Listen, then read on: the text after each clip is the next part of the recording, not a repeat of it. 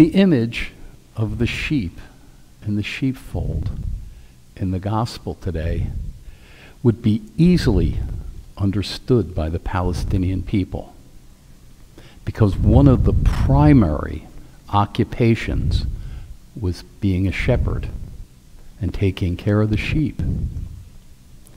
In the village or a small town, the shepherds kept their flock at night in a common sheep pen. The sheep pens were usually a low stone wall of some type, or a small cave with a small entry for the sheep to come in and go out. And the gatekeeper would recline across the gate opening and watch overnight to protect the sheep from any predators or anybody coming to steal the sheep. So when Jesus says, "I am the gatekeeper," he's telling us right off the bat, he is there to protect us, to watch over us, to keep thieves and robbers and predators from coming in and getting to us. Then in the morning, the shepherds would come. The gatekeeper would get up and that would open the gate, and the shepherds would go in and would call their sheep. And they would call their sheep by name. And the sheep knew the voice of that shepherd. So then they would follow the shepherd out. If it was anybody else but that shepherd, they would ignore the voice. And the shepherd would lead them. He would lead them out into pastures and water and take care of them. Unlike cattle that we're used to in the U.S. that have to be driven from behind, sheep follow their shepherd.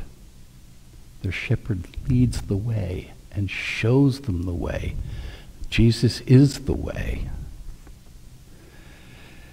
And he knows all of the sheep by name. Christ knows us by name.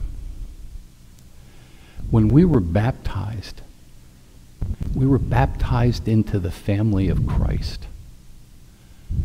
And we were sealed as Christ's own forever. And our name was declared.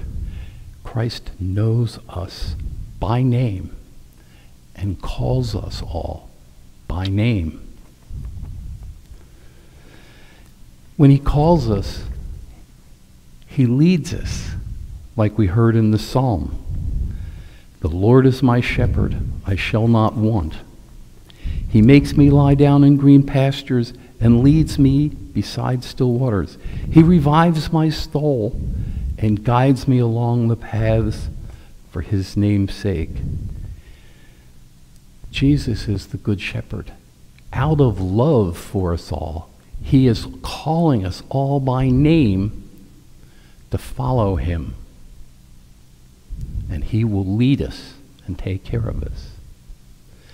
Jesus is calling us even in all the times of peril and darkness, even in the darkness of our despair and the darkness of depression, or the darkness of loneliness, or the darkness of sorrow, or the darkness of fear.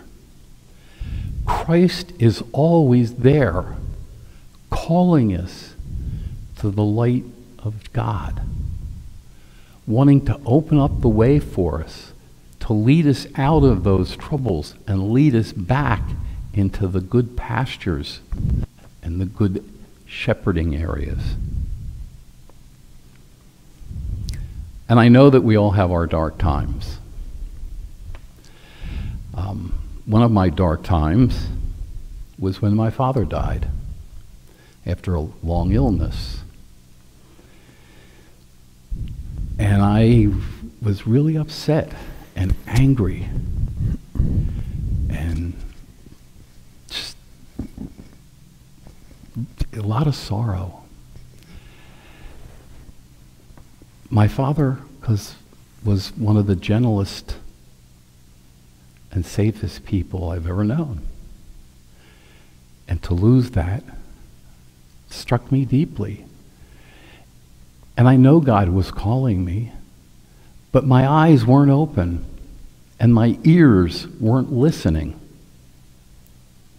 I couldn't hear him calling me, and I couldn't see him in front of me because this depression and anger and sorrow was holding me. It wasn't until the memorial service, a couple of weeks later when we get all the family together, that during the service,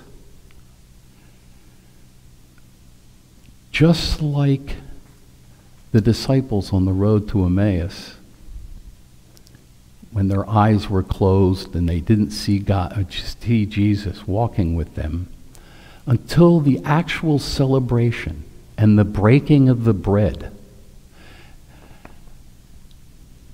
did they see Jesus as the person that was leading them. It was at the memorial service, at the breaking of the bread, that all of a sudden my eyes were open, my ears were unplugged, and I could hear God calling me. I could hear him telling me to just keep moving on, go forward, everything will be fine, I will lead you. And so, even in the darkest hours, we're still being called.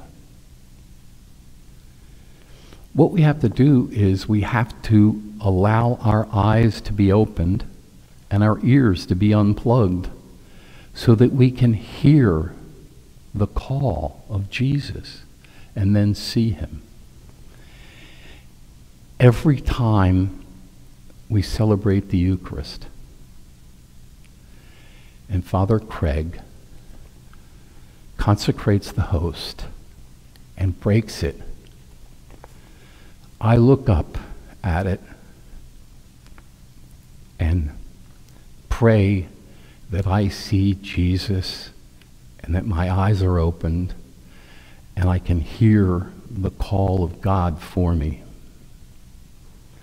And I pray that each one of us, when the Eucharist is celebrated, will open our hearts and allow Jesus to come in, to open our eyes and our ears every time we celebrate and the breaking of the bread, just like the disciples on the road to Emmaus. Allow our eyes and ears to be opened, and we can hear Christ calling us and follow him. Amen. Amen.